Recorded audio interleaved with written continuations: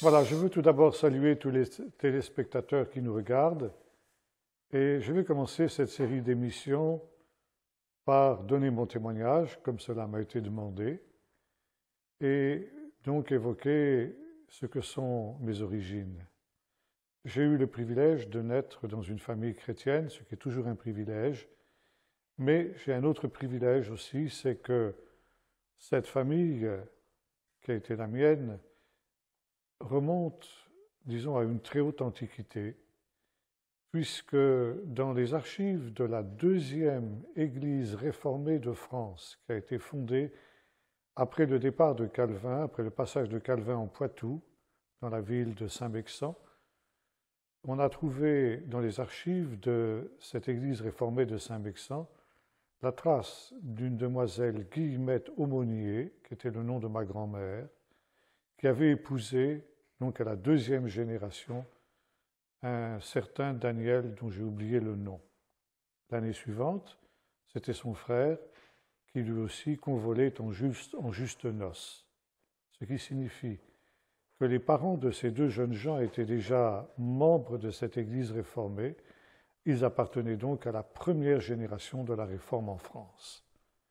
On a pu suivre ensuite l'évolution de cette famille Aumônier, et constater que en 1715,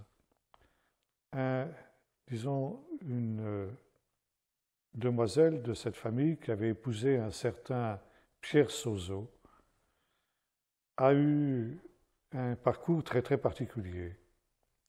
1715, c'était l'année de la mort du roi Soleil, et la famille Sauzot, qui était donc par alliance une famille qui descendait de la famille Aumônier, avait décidé de fuir le royaume de France. On était à l'époque de la révocation des Dits de Nantes, où la pratique de la religion réformée était interdite, et cette famille Sauzot, Aumônier, avait décidé de fuir le royaume et de se rendre en Angleterre. Ils avaient décidé de s'embarquer à La Rochelle, mais quelque part, ils ont été trahis. Et c'est ainsi que sur la route qui menait de Saint-Mexant à La Rochelle, ils ont été arrêtés. Pierre Sauzot, le mari, qui avait 45 ans à l'époque, et son fils de 18 ans, ont été condamnés aux galères perpétuelles. Marie Aumônier et sa fille ont été condamnées à être recluses à perpétuité dans un couvent de Poitiers. C'était l'année de la mort du roi Soleil et la fin aussi de cette terrible épreuve qu'étaient les galères.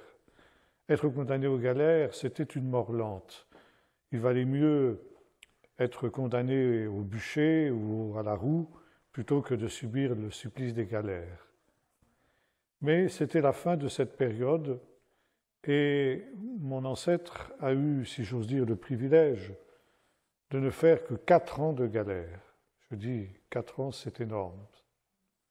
Quand on souffre, ce qu'ont souffert les galériens.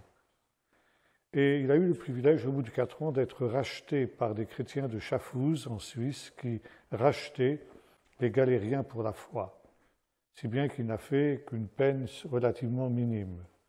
Je ne sais pas s'il a pu rejoindre sa femme et sa fille, toujours est-il qu'il est, en quelque sorte, la gloire de ma famille. Et je dois dire que cet homme m'a profondément inspiré. Et j'ai le sentiment d'être privilégié par le fait que j'ai eu cette grande lignée de témoins dans ma famille. Et souvent, quand j'ai connu des moments difficiles, j'ai souvent pensé aux terribles épreuves qu'avait subies cet homme et le témoignage qu'il avait donné à Jésus-Christ malgré les épreuves et les difficultés qu'il avait connues. Et ma grand-mère était une demoiselle Aumônier également. Elle s'appelait Marie Aumônier, comme pratiquement toutes les filles. Tous les garçons s'appelaient Pierre et toutes les dames s'appelaient Marie. Ma grand-mère n'a pas échappé non plus à cette règle. Et mon père s'appelait Pierre également. J'ai un fils qui s'appelle Pierre David. On a voulu perpétrer la lignée aussi en lui donnant le nom de Pierre David. Et c'est ainsi que j'ai grandi dans une famille qui était dans le Poitou, membre d'une petite église réformée du Poitou protestant, une petite ville de 2000 habitants où mon père était médecin. Et très tôt dans ma jeunesse, j'ai entendu parler de l'Évangile, j'ai été éduqué à l'école du dimanche. Dès l'âge de 4 ans, je me souviens encore à 4 ans d'avoir reçu mon premier Nouveau Testament. Je ne savais pas encore lire. J'étais tout fier d'être revenu de l'école du dimanche avec ce Nouveau Testament. Et c'est ainsi que j'ai appris dans l'Église réformée à connaître l'Évangile. C'était encore l'époque où, juste dans les années d'après-guerre, l'Église réformée était encore solidement fondée sur l'Évangile. Et je bénis Dieu pour tout ce que j'ai pu apprendre et recevoir dans l'Église réformée, et notamment ce qu'était le sérieux de cette Église à cette période-là. J'ai eu le privilège d'avoir un pasteur qui était un homme que je considère comme ayant été un homme de Dieu, sa femme l'était également. J'ai pu avoir dans cette Église, depuis l'âge de 4 ans jusqu'à l'âge de, disons, 12 ans à peu près, où je me suis rendu à Poitiers. Donc j'ai quitté l'église de Coué pour me rendre à Poitiers. J'ai eu le privilège d'avoir une solide base évangélique, une solide base biblique qui m'a beaucoup aussi aidé dans mon cheminement ultérieur. À l'âge de 11 ans, j'ai donc quitté Coué pour Poitiers. Là aussi, j'ai fréquenté une église réformée, l'église réformée de Poitiers, où il y avait aussi un homme de Dieu qui était un homme remarquable, qui était le pasteur Jean Rivière. J'ai aussi eu le privilège de participer au scoutisme à Poitiers. Ça aussi, ça a été quelque chose qui m'a beaucoup aidé, même si je n'ai pas pu vraiment être dans le scoutisme pendant très très longtemps. Mais ça a été une évolution qui m'a beaucoup aidé. C'était l'époque où l'Église réformée traversait une grosse crise, c'était ce qu'on appelait l'exode rural. Le protestantisme poitevin était surtout ancré dans les régions agricoles. Et après la guerre, donc en ces années d'après-guerre, il y avait une crise dans ce domaine-là. Beaucoup de jeunes gens quittaient la terre pour se rendre dans les villes. Et là, ils ne se récupéraient pas dans les églises urbaines. C'était aussi l'époque où une crise théologique importante marquait les églises réformées, et notamment la crise moderniste. C'était l'époque du baptisme. Et beaucoup de pasteurs commençaient à être marqués par le libéralisme.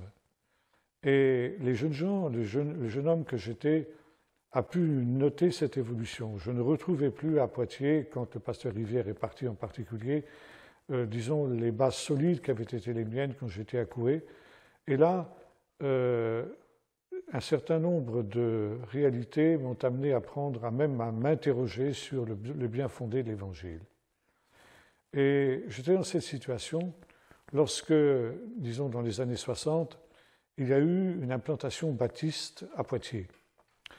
Ma famille était d'origine réformée du côté de mon père, mais du côté de ma mère, elle était originaire des églises baptistes du Nord.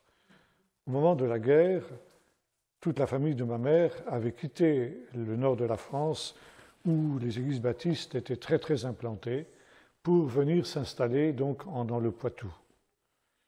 Il y avait eu à cette période-là, grâce à cet apport justement de beaucoup de baptistes du Nord qui étaient venus s'installer dans le Poitou, il y avait eu un véritable réveil parmi la jeunesse, et c'est là que mes parents s'étaient convertis.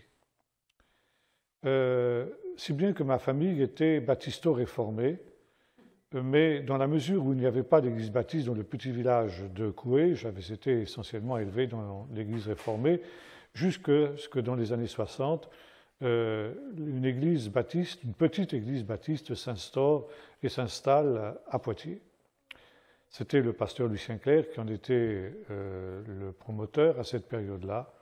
Et comme j'étais quand même dans un certain désarroi à cause de la crise moderniste que traversait l'église réformée de Poitiers, j'ai très vite eu le désir, parce que je cherchais Dieu de tout mon cœur, de prendre contact avec cette petite église baptiste. Alors, c'était vraiment les temps héroïques où le petit local qui servait de lieu de rencontre à cette implantation nouvelle de l'église baptiste, qui dépendait en fait de l'église baptiste de Niort, se trouve au fond d'une impasse. C'était un ancien local qui appartenait à un marchand de fruits et primeurs, et il était situé au fond d'une arrière-cour. Il fallait longer une colonne de cageots qui risquait de vous tomber sur la tête si vous ne faisiez pas attention, surtout la nuit quand il faisait sombre, pour les réunions du soir. Et on arrivait dans cette arrière-boutique qui était assez lugubre, il faut le dire. Et là, il y avait trois grands-mères, trois braves grands-mères qui se rassemblaient régulièrement. Et pour vraiment participer à des réunions dans ces conditions-là, il fallait vraiment être motivé. Mais je l'étais. Et c'est ainsi que j'ai commencé à fréquenter ces réunions de cette petite église, cette petite annexe de l'église baptiste de Niort, en fait. Là, j'ai découvert un autre évangile, un évangile beaucoup plus évangélique, beaucoup plus proche de la Bible. Et même si, pour un jeune homme de mon âge, ça n'était pas a priori très enthousiasmant de se retrouver avec ces 3-4 grands-mères qui se rassemblaient régulièrement là-dedans, il n'y avait pratiquement personne d'autre qui venait, malgré la persévérance du pasteur qui, de semaine en semaine, venait refaire ses réunions. Eh bien, j'ai connu un cheminement qui m'a conduit à la conversion. Ça veut dire la découverte de Jésus-Christ, Seigneur et Sauveur, et j'ai pu faire une expérience de nouvelle naissance, chose qui ne m'était pas enseignée dans l'Église réformée que je fréquentais. Et c'est en 1962 que je me suis converti. C'était l'époque où je continuais à suivre les réunions de l'Église réformée et je suivais aussi les réunions à l'Église baptiste. L'Église réformée, c'était le groupe de jeunes. J'avais cessé de fréquenter le scoutisme parce que j'avais dépassé l'âge. Et il y avait le groupe de jeunes de l'Église réformée qu'on appelait la Fédé lycéenne, puis ensuite la Fédé étudiante. Et là, évidemment, je retrouvais des jeunes de mon âge, ce qui était un peu plus, disons, enthousiasmant pour un jeune plutôt que de rencontrer ces 3-4 grands-mères qui se rassemblaient rue de la Régraterie. En même temps, j'avais compris que je devais m'efforcer de rendre témoignage à mes camarades, ce que j'ai essayé de faire le plus fidèlement possible, pas toujours d'ailleurs d'une manière très sage, et pas toujours non plus dans des conditions qui étaient idéales pour que mon témoignage soit reçu. 1962, c'était une période aussi tournante dans ma vie parce que mon grand-père avait été amené à se rendre en Israël en 1961. Mon grand-père, donc, était originaire des Églises baptistes du Nord, comme je le disais tout à l'heure. Il était venu se réfugier en Poitou au moment de la déclaration de guerre en 1939. Et en 1942, de 1942 à 1944, avec son beau-frère, il avait hébergé un jeune juif qui fuyait la persécution nazie en le faisant passer comme son fils. Grâce au ciel, ce jeune homme a été gardé et en 1944, au moment de la libération, il a pu rejoindre ses parents à Paris. Mon grand-père et son beau-frère ont pu le remettre en main propre aux parents qui, eux aussi, miraculeusement, avaient survécu à la déportation. Est-ce cette expérience qui a amené mon grand-père à s'intéresser à la question d'Israël? Toujours est-il qu'en 1961, à une époque où c'était peu fréquent, il a été amené à se rendre en Israël. Et là, quand il est rentré de ce voyage, il a été absolument enthousiasmé par ce qu'il avait vu. Et là, eh bien, il a commencé à faire des conférences un peu partout. On l'a invité à... Il avait fait un film, il avait tourné un film aussi sur son voyage. Et il a été amené à passer ce film dans différents endroits où on l'invitait, aussi bien dans les églises baptistes que dans les églises réformées. J'étais un peu son opérateur cinématographique, c'est moi qui projetais le film, si bien que j'ai appris à connaître ses conférences à peu près par cœur. Et soudain, le désir est né en moi de me rendre aussi sur les traces de mon grand-père, de connaître ce pays d'Israël. Et lorsque, un an plus tard, je me suis converti, ce désir est devenu encore beaucoup plus grand. C'était l'époque où il y avait une organisation qui dépendait de l'Académie française et de l'Académie française essentiellement, qu'on appelait les bourses Elijah, qui offrait 360 bourses dans toute la France à des jeunes gens qui désiraient faire un voyage d'études. Et on devait pour cela présenter un projet qui était ensuite examiné par des membres de l'Académie française. Et sur toute la France, 360 jeunes gens étaient sélectionnés pour faire un voyage de leur choix, pour faire un rapport sur un sujet de leur choix. Alors j'ai décidé de tenter ma chance dans ce concours des bourses Elijah. Et j'ai présenté un projet sur l'immigration en Israël. L'immigration, pourquoi l'immigration? Parce que pour moi, c'était l'accomplissement des prophéties. Le peuple d'Israël était rassemblé dans son pays, de différents endroits du monde entier. Et c'était notamment l'époque où il y avait une immigration en provenance du Maroc. On était en plein dans les événements d'Afrique du Nord, les événements dramatiques, la fin de la guerre d'Algérie, et beaucoup de Juifs quittaient le Maghreb pour se rendre dans le pays d'Israël. C'était aussi l'époque où venaient beaucoup de Juifs originaires de pays de l'Est, la Roumanie, la Pologne en particulier. Et donc j'ai présenté un projet d'étude sur cette question de l'immigration en Israël, qui pour moi était le rassemblement des exilés et par conséquent l'accomplissement des prophéties. J'ai eu le privilège de voir mon projet, c'était un projet retenu par la Fondation des Bourses Elijah. Et c'est ainsi qu'après avoir vécu de véritables miracles pour trouver une place sur un bateau, parce que la règle des Bourses Elijah, c'était de ne partir qu'avec un budget extrêmement restreint. À l'époque, ça représentait 360 nouveaux francs. Je ne sais pas à quoi ça correspondrait aujourd'hui, mais c'était en tout cas quelque chose de très, très minime. Et on n'avait pas le droit d'emporter davantage d'argent. Ça ne couvrait même pas le prix d'un billet de bateau en classe pont, ça veut dire couché sur le pont, de Marseille en Israël. Et là, j'ai fait des expériences avec Dieu, j'ai appris à prier, à demander au Seigneur sa grâce. Et après avoir tapé à de très très nombreuses portes, essayé toutes les compagnies de navigation possibles et imaginables, avoir proposé de travailler sur les bateaux pour payer mon transfert, bref, enfin, essayer toutes sortes de projets, finalement, une compagnie grecque a accepté de me donner un billet gratuit et, qui plus est, tenez-vous bien, en classe luxe. Si bien que j'ai pu voyager en faisant des repas gargantuesques sur ce bateau qui m'a emmené depuis Venise jusqu'à Haïfa. Maintenant, il fallait se rendre à Venise. Bon, à la limite, ce n'était pas tellement un problème. Je pensais faire du stop. À 18 ans, on n'est pas effrayé par ça. Et puis, là aussi, quelques jours avant mon départ, j'ai eu la surprise de recevoir une lettre anonyme dans laquelle il y avait un billet aller-retour en avion, s'il vous plaît, depuis Paris jusqu'à Venise. C'est bien que j'ai fait un voyage dans des conditions extrêmement favorables. Et donc, je suis resté en Israël pendant toutes les vacances scolaires. Et j'ai présenté un projet de plus de 300 pages sur la question de l'immigration en Israël que j'avais pu effectuer pendant ce temps.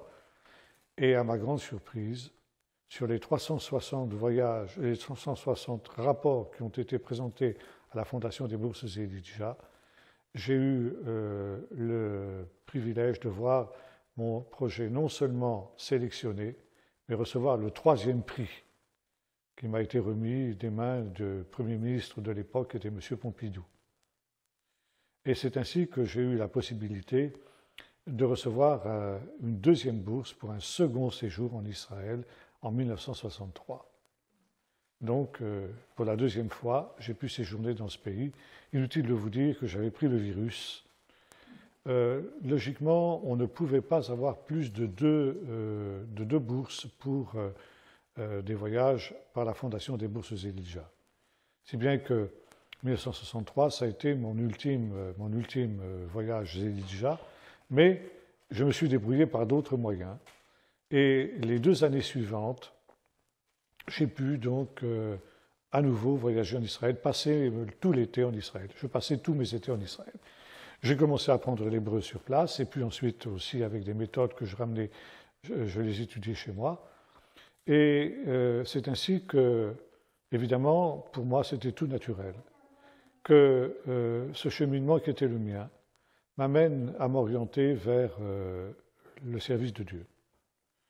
Et donc, lorsque j'ai obtenu mon deuxième baccalauréat, je me suis inscrit à la faculté de théologie de Paris, dans le but d'entreprendre un cycle d'études théologiques de 4 ans.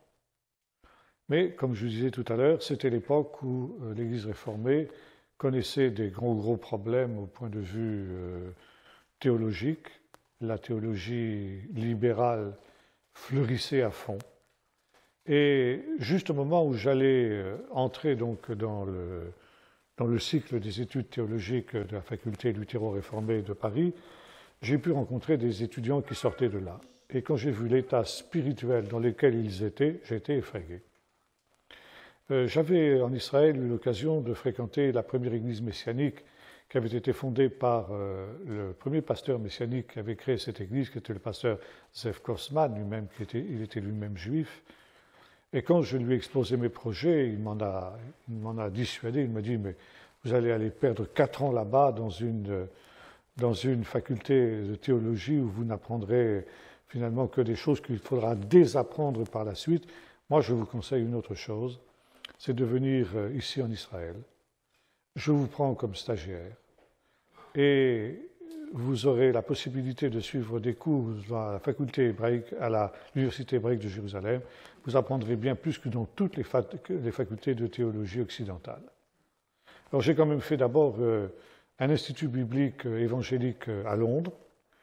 Et quand j'ai eu terminé ce cycle, eh bien, effectivement, je me suis inscrit à l'université hébraïque de Jérusalem.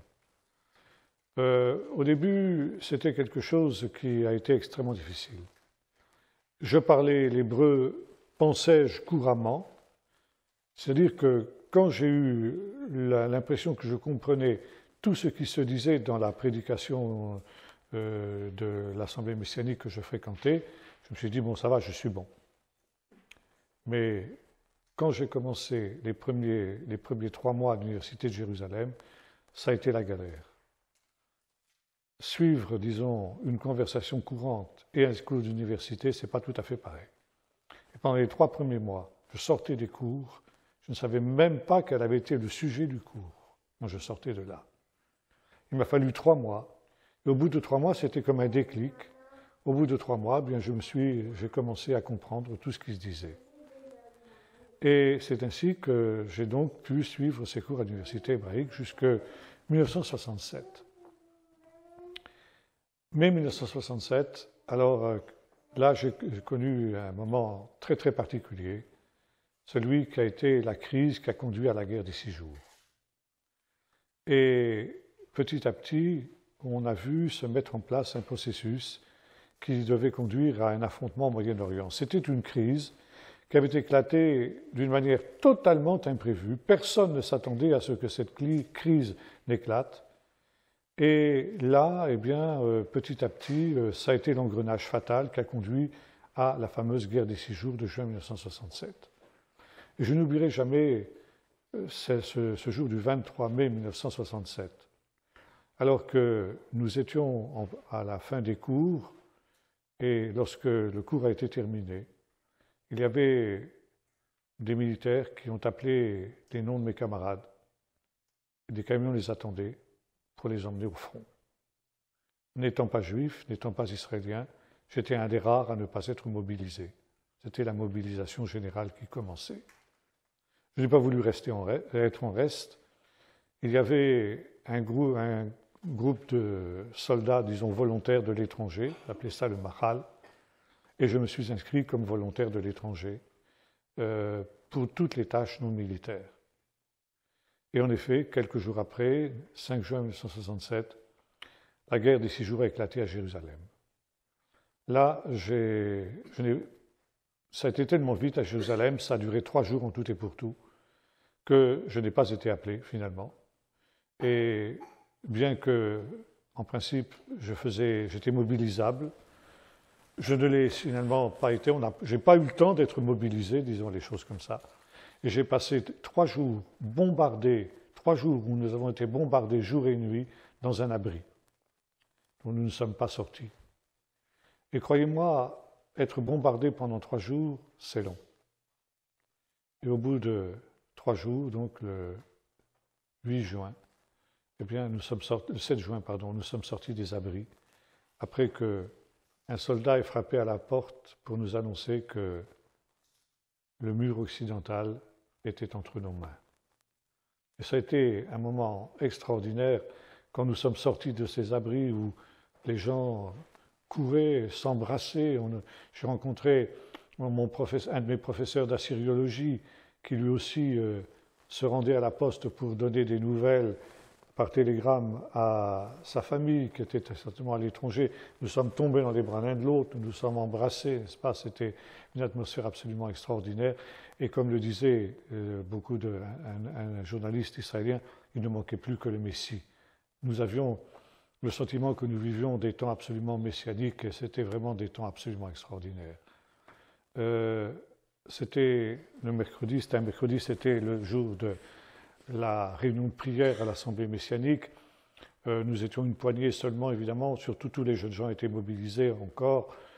Et pendant cette réunion de prière qui se passait autour d'une table dans la cuisine du pasteur, dans sa salle à manger plus exactement, nous écoutions la radio, les bulletins d'information, et on nous informait que les villes bibliques, les noms des villes bibliques étaient cités, tombés les unes après les autres, Bethléem, Jéricho, Sichem, toutes ces villes tombaient les unes les autres entre les mains de l'État d'Israël. Et nous avions vraiment l'impression de vivre ce grand moment que Jésus avait annoncé, Jérusalem sera foulée aux pieds par les nations jusqu'à ce que le temps des nations soit accompli.